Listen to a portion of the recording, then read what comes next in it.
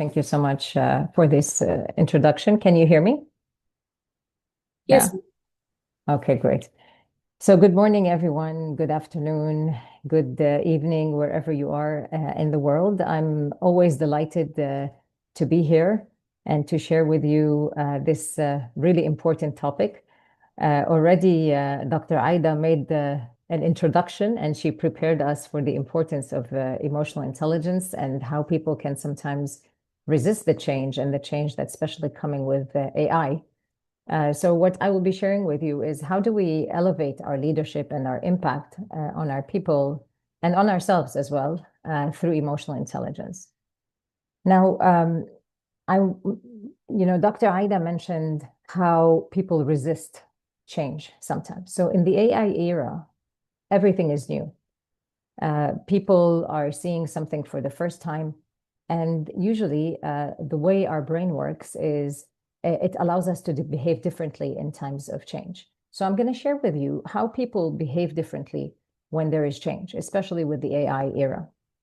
So if you look at this dashboard, this is what we call the conversational intelligence dashboard. So you will find that there are 5 different behaviors, okay, 5 main behaviors by which people take when they are undergoing change.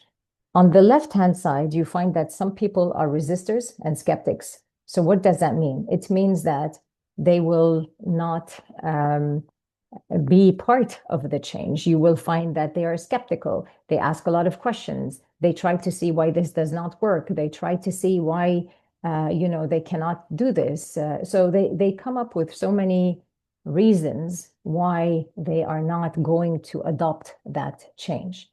There are some people on the wait and see, which is right in the middle. So they're waiting. They're waiting for others to see how they respond, what happens, what would the results be before adopting. And there are more people on the right-hand side, of course, experimenters and co-creators who just jump in and they want to experiment. They're excited about new things. They want to support. They want to try things. And, they have this positive attitude towards the change. Now, of course, it would be great to have everyone on this side in the organization to be on this side of the graph. But unfortunately, we always have people from different sides. Now, if we wanted to understand how, as leaders, we are sometimes also in the resistor or skeptic phase. So if we want to understand how to shift either ourselves or people around us, we need to understand why this is happening. Why do people, behave differently? And in order to understand, we need to go back into our brain. So if we look at our brain, we have 6 different brains. One of them is the prefrontal cortex, which is the area here behind our forehead. And this area is kind of like the CEO. It's kind of like our executive brain. It's the area that is responsible for critical thinking, analysis, strategic vision, problem solving, creativity, innovation. So all of these, they live in the prefrontal cortex. So our prefrontal cortex needs to be active for us to access these skills that we have. On the other hand, another part of the brain, which I want you to focus on, is the primitive brain, which is the area, at the base of our skull. And this area is responsible for our survival. So this area is there to make us survive threats, survive things that may hinder our life, or our status or our ego. So that is why the primitive brain is there. And in between, there's an area which is the limbic brain. This limbic brain is responsible for emotions and memories. And the limbic brain is kind of like the connection between which area is functional. And inside the limbic brain, there's a small process called the amygdala. This small process, the amygdala, it is an area that is always scanning for threat in our environment. So if it sees a threat in our environment, it gets activated and it produces cortisol. And what cortisol does is it activates the primitive brain. So what does this have to do with all that we saw before? So what I want you to know is that when we have negative emotions, so when there is a threat, okay, in the environment, and the amygdala produces cortisol or calls for the production of cortisol, what happens is the cortisol activates the primitive brain. So we start working from our primitive brain and it blocks our prefrontal cortex.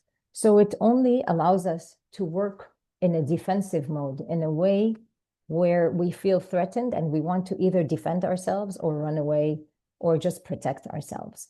So what does this mean? In the age of AI looks like a threat to our brain, because some people are threatened that their jobs are going to be taken away. Some people are threatened because they might not be able to catch up. So maybe they're going to lose their position, or maybe they're going to lose their authority because of that. What's going to happen to their credibility? So a lot of questions that are producing fear around AI, and that fear creates, which creates distrust, okay? And it activates our primitive brain. So we start resisting. So those resistors and skeptics that we saw before, they are not resistant people, or they are not negative people. They are simply people who are undergoing fear. They are experiencing fear. They're high on cortisol, and that's why they are resisting this change or this new approach to things. Whereas on the other hand, the people who are co-creating and who are experimenters, they are high on oxytocin. They trust the situation. They trust the people. They trust the environment. So when we are in trust, we release oxytocin, and oxytocin activates our prefrontal cortex. And when we are in fear, we activate our primitive brain, and we become resistors and skeptics. So the key when you are adopting change, if you are a leader in an organization and adopting change, first of all, check on yourself. Where are you? Are you in resistor mode, or are you in co-creation? Because you're a human too, and you go through fears too. So you may be on the resistor side. How do we address that? We address that through emotional intelligence. By understanding our emotions and managing our emotions, we can take ourselves from resistors to becoming co-creators. And after we do that, then we're ready to take our people into co-creation mode. So how do we do that? Simply by understanding our emotional state. So, and creating emotional self-awareness. Now, I want you to know that an emotional state is not just the feeling. So that fear that came up, it didn't just come up like that. It came up because of thoughts, because I was thinking that AI is a threat. I'm going to lose my job. I'm not going to be valued. There's no place for me. What am I going to do? How am I going to sustain myself? How am I going to sustain my family? So all these thoughts, they create that fear, and that fear causes me to resist. So that's the behavior that comes up. And there are also physiological changes that happen along the way. So an emotion doesn't come alone. That fear doesn't come alone. It's a whole state. It's going to influence the way I behave, and that's why I become resisting or skeptic. Now, what I want you to know is that these emotions are data. So it's not like they are here to sabotage us. They're data. They're giving us information about ourselves. So if we understand that emotions are just information, and that fear is just information, and we kind of understand it, then we will be able to manage that situation. So for example, in the situation of AI, if I understand that my brain is feeling threatened, and I think and ask, okay, what's going on here? Why am I afraid? What am I seeing, that is being threatened? How am I seeing the situation? And I notice that, oh, maybe I'm feeling like my job is threatened. Okay, so why is it that I'm feeling my job is threatened? And I go into those details and I understand them better. Then I can better set an action plan for how to address this.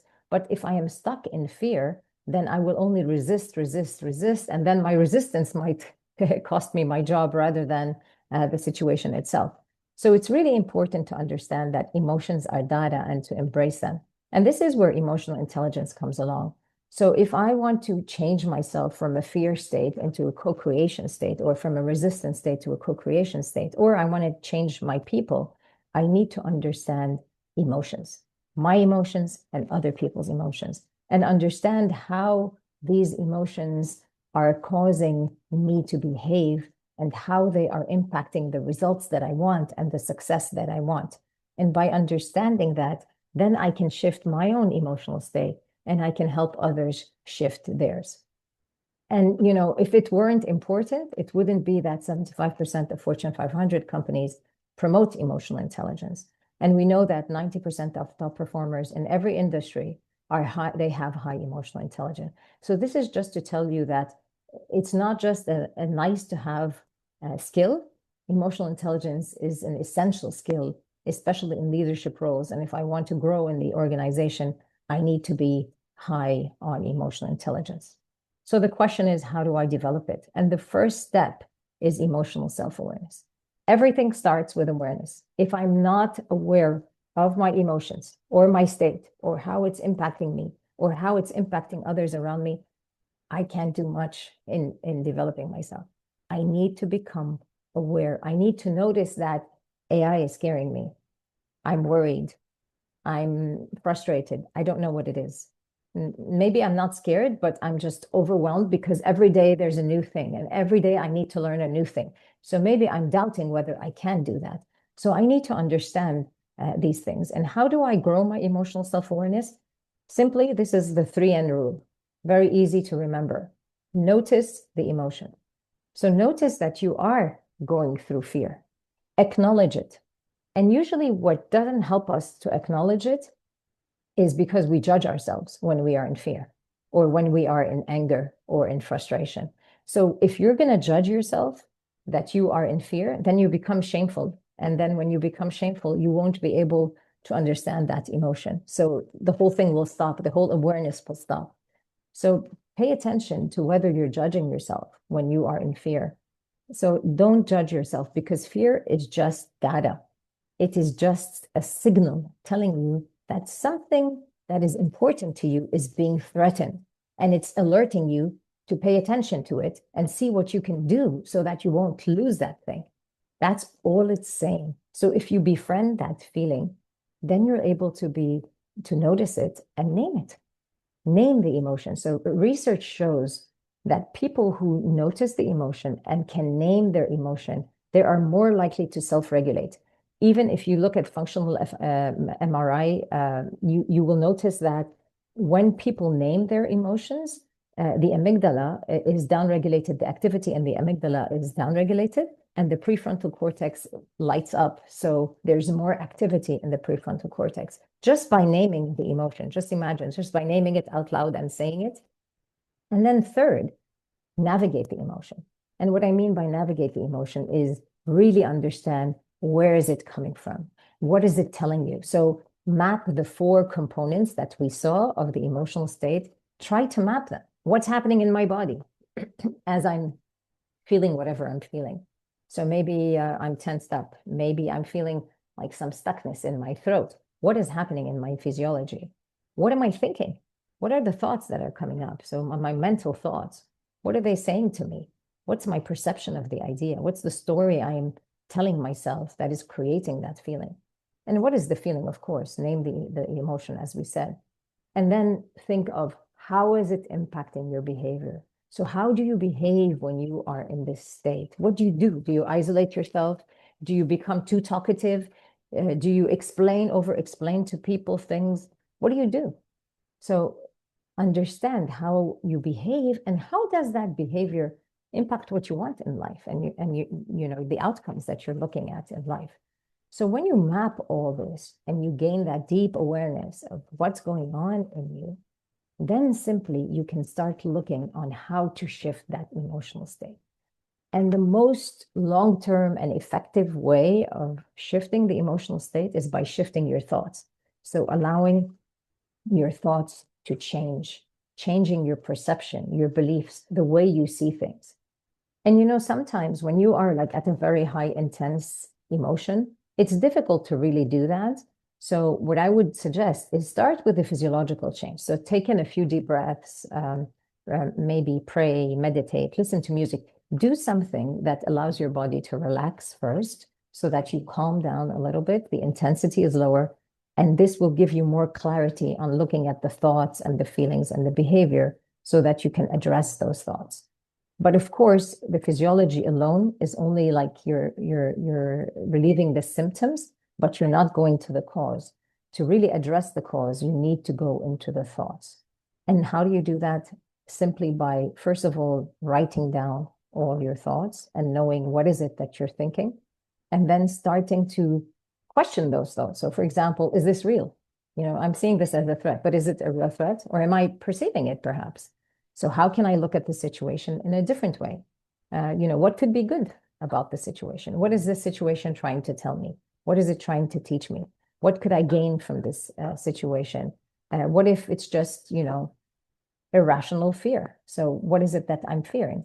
What are the facts? What are the assumptions? And I ask this question because when we are under the impact of cortisol, we tend to make a lot of assumptions. So most of the time, everything we're thinking, or 80% of the things we're thinking, are assumptions, and they're not true. We're just projecting something into the future that's not really true. So just look at that and ask yourself, what are the facts? What are the assumptions? And what is this fear trying to tell me? Because when it's there, remember, it's trying to signal something important to you. So what is it trying to tell you in those moments? And once you get into these questions, you're getting curious, and curiosity activates the prefrontal cortex. So immediately you're going to become more resourceful just by, taking a deep breath, calming down your sympathetic nervous system, and then asking yourself these questions. You're going to get yourself into the prefrontal cortex and going to be able to, fine tune those emotions. And once you have regulated yourself, now you're ready to start looking into the fear that people have around you and how to help them move through that fear. So in summary, emotions impact our behaviors, our decisions, our relationships, and our success. And if you want to really develop good self-regulation, be able to shift your emotional state, start by calming down your physiology, pause, breathe, use the 3 N's, and then shift your perspective. Now, I have a resource for you that is really important and can help you move through this and journal your emotions. So you can get this free guide just by using this code. So it helps you, it gives you a lot of questions. It helps you really understand these 4 components of the emotion so that you will be able to gain more self-awareness so that you can move yourself through these difficult situations and shift your emotional state to a more resourceful state. So thank you very much, and let me know if you have any questions.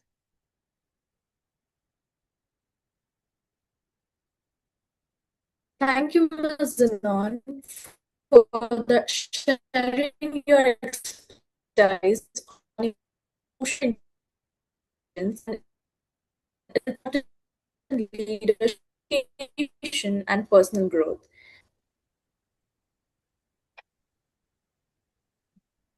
Thank you. I can't hear you, Amrit. I think my connection is not too good. I hope you heard me, but thank you very much.